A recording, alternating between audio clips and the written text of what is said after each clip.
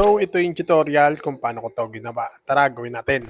Siyempre po, gawa po tayo ng video katulad ng ginagawa ko dyan. Then, dapat po may sasakyan po tayo. Tapos po, lalayo po tayo sa ating sasakyan. Then, kayo na po bahala kung anong klaseng actingan ang gusto nyong gawin dito. Unang gagawin po natin, stay lang po tayo sa pinakaulihan yan. Dahil focus lang po tayo dyan sa ating sasakyan. Then, itap po natin yung zoom icon na nasa gilid.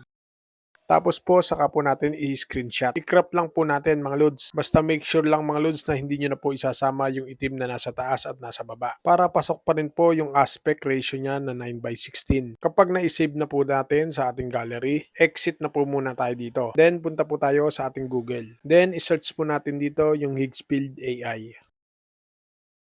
Tapos po, itap po natin yung kulay green na nasa baba. Mapupunta po tayo dito. Then, piliin po natin dyan yung create video. Then, mapupunta naman po tayo dito. Focus po tayo sa ibabaw niyan. Piliin po natin yung Animax.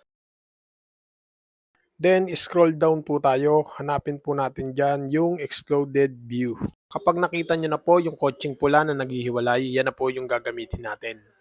Itap po natin, saka po natin piliin yung Next. Then, piliin po natin dyan yung Start Frame.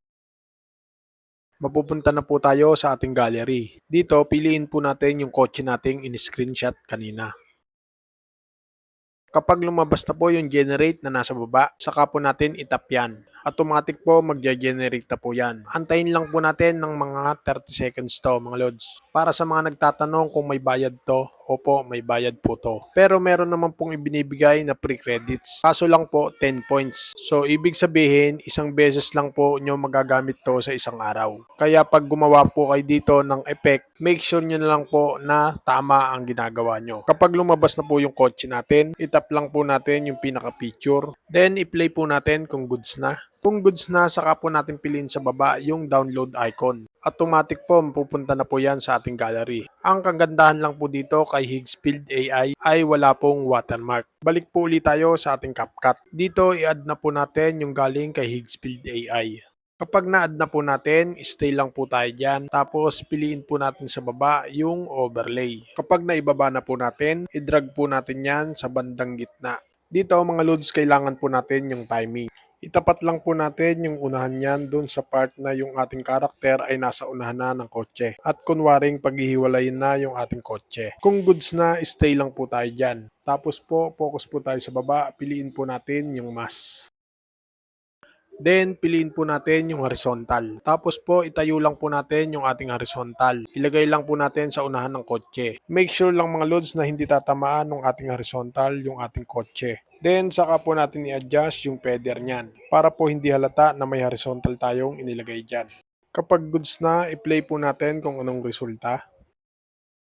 Kung goods na, stay pa rin po tayo dyan. I-adjust po natin yung speed niyan. Kayo na po bahala mga loads kung i-adjust nyo yung speed niyan. Hindi pa po tayo tapos dyan. I-duplicate naman po natin yan. Piliin po natin sa baba yung duplicate.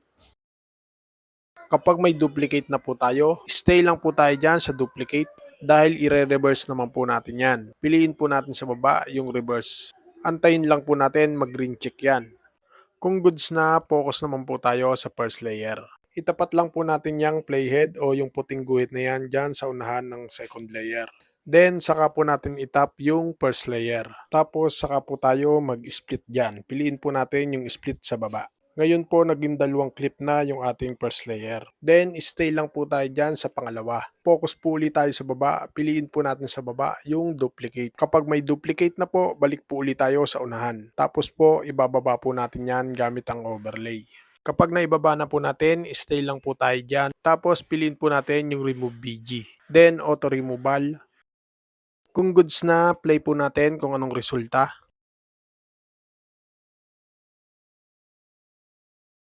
Finally, kapag all goods na po, ready to export na po natin to mga loads.